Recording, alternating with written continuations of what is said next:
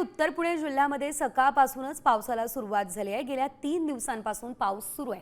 शेतीचं पशुधनाचं मोठं नुकसान झालेलं आहे। शेतशिवार पाण्याखाली गेलेलं आहे। ओढे नाले दुथडी भरून वाहत आहे आणि अशातच पुन्हा एकदा पावसाला सुरुवात झालेली आहे। त्यामुळे शेतकरी आता चिंतेत सापडलेला आहे। पूर्व पावसाची याचा आढावा आमचे प्रतिनिधी रोहिदास घाडगेंनी घेतलाय, पाहूया।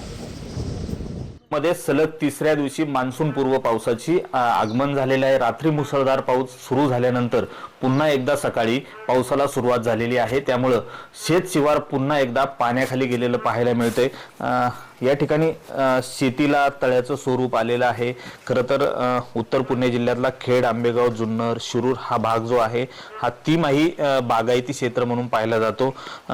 मात्र या पावसामध्ये संपूर्ण शेती ही पाण्याखाली गेलेली आहे। तरकारी माल निस्तानाबूत होताना पाहायला मिळतोय। त्याचबरोबर वातावरणात गारवा मोठ्या प्रमाणात आल्यामुळे पशुधनाचंही त्याच पद्धतीने मोठं नुकसान या ठिकाणी होतंय। त्यामुळे शेतकरी कुठेतरी हातबल झालाय। मान्सूनचा हा पाऊस जो आहे हा मुसळधार पद्धतीने पडतोय। अगदी ढगफुटी होईल अशा पद्धतीचा हा पाऊस या ठिकाणी आहे। त्यामुळे रस्ते, नाले, धरणं ही कुठेतरी दुथडी भरून वाहत आहेत। रस्त्यांवरती पाणी आहे। शेतशिवार पाण्याखाली गेलाय। अशा सगळ्या परिस्थितीमध्ये शेतकऱ्यांचं मोठं नुकसान होतंय।